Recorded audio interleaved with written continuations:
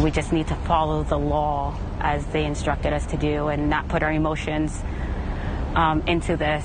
But one of the jurors charged with deciding the fate of accused murderer Deontay Rezillas says that's exactly what happened in the jury room.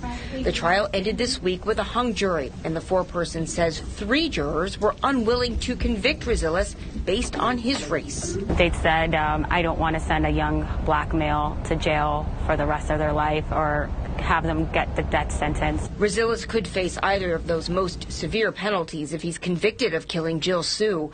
Prosecutors say Rezillas broke into the 59-year-old's Davie home intending to commit burglary, but when he found her inside, tied her up and stabbed her 24 times. His DNA found on a knife and inside the home.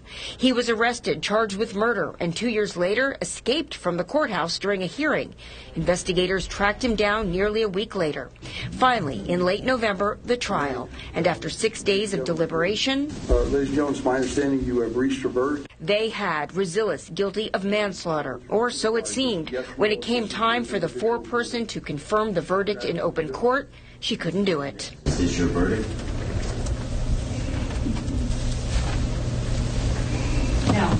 I took a deep breath. I'm staring at the judge and at the clerk, and we're locking eyes, and I'm looking at each of one of them, and they're just waiting for my verdict of either yes, I agree, or no, and I just couldn't, and that's why I said no. She said most of the jury was ready to convict Rezillas of at least second-degree murder, but 3 refused because the defendant is black.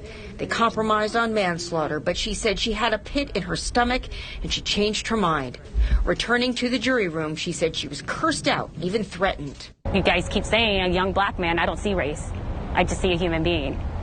And, you know, one particular person said to me, hey, if you were outside this courtroom, you would have gotten smacked out in the street for this. A new jury will hear the same evidence after the new year. She hopes they will do their job.